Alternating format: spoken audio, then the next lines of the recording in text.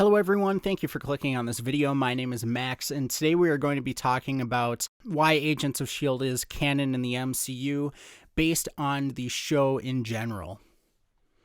So as of right now, I've had videos that have talked about why Agents of S.H.I.E.L.D. is canon based on the characters, why Agents of S.H.I.E.L.D. is canon based on the timeline of the MCU, but I think it's really important to talk about the show itself.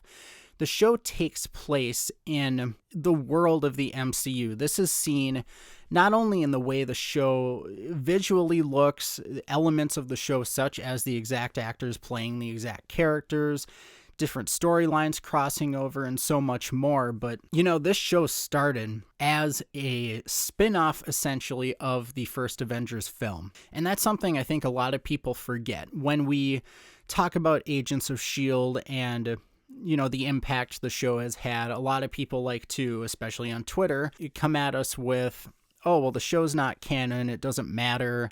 And I think that's the wrong way to approach this. People can say whether they think the show is canon or not, and everybody has their reasonings. I won't argue with people too much based on what they think, but the evidence is in front of you showing that the show is canon. And if they decanonize it or they retcon things, that's up to Marvel Studios, and they gave Agents of S.H.I.E.L.D. permission to use certain things. So they want to essentially take that away from those storylines. They might do that in shows such as Ms. Marvel, which focuses heavily on the Inhumans. But, this show started as the spinoff of the first Avengers. Everything lined up. You had characters crossover such as Maria Hill, Nick Fury. You had storylines crossover from Age of Ultron with Loki's scepter. You had plot points come up later in the story, such as Thanos attacking Earth, and so many things that connected into this show and showed that even at the time when there was the least amount of communication, there was still communication.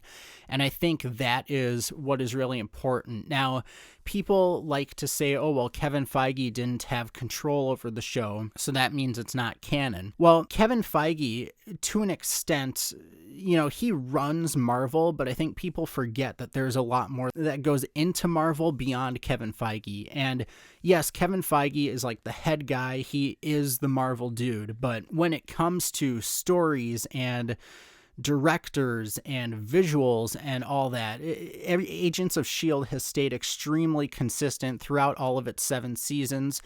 With everything, they even had certain elements tied together later on in its final episode with the quantum realm and using that with time travel while staying consistent with the time travel rules of Avengers Endgame. And I think there's a reason Kevin Feige has said nothing really as to whether Agents of S.H.I.E.L.D. or the Netflix shows are canon, and that's because he doesn't want to say yes or no for a few reasons. Number one, he never tells us anything. He like, no matter what you ask him a question about, unless it's something that's not Marvel related, he's not going to give you a real answer. He's going to give you a, oh, well, that could happen, or, oh, this, it might happen, we'll see, or the door's always open. I think that's the one he likes to use the most. But, people use this as quote unquote evidence as to, S.H.I.E.L.D. not being canon because he never outright says it is. But Kevin Feige as a person never outright says anything. Like, I've never seen an interview where he's been direct about something. And he even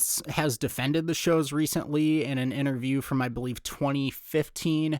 He said he likes watching Agents of S.H.I.E.L.D. because he gets to watch it as a fan. And I think people have said this is proof that it's not canon, but no, that's just saying that he doesn't have the scope of the MCU Marvel Studios side of things to deal with on the TV side. And, Marvel Studios tells Marvel TV, or told, since Marvel TV is no longer existent, they told Marvel TV what they were able to use and then just kind of let them do their thing. And I think that's important, is these were two different divisions. There was Marvel Studios, which was headed by Kevin Feige, and then there were other people such as Jeff Loeb who were into the Marvel Studios side more, and Joss Whedon and his brother and some other people were on the TV side more in depth as well. And, because Kevin Feige is Marvel Studios, I don't think he really had the need, or he felt the need to kind of dictate what S.H.I.E.L.D. was doing,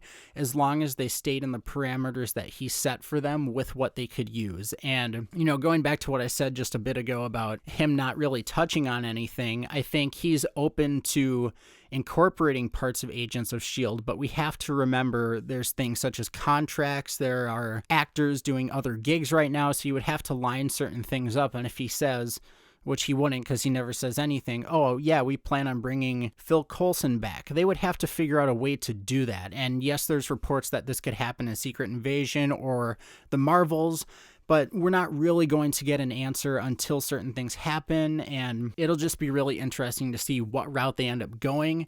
But the fact that they haven't really touched upon Agents of S.H.I.E.L.D. doesn't mean it's not canon, and I think that's the thing people need to understand. It's like they don't reference the Incredible Hulk film at all, but that's still an MCU film.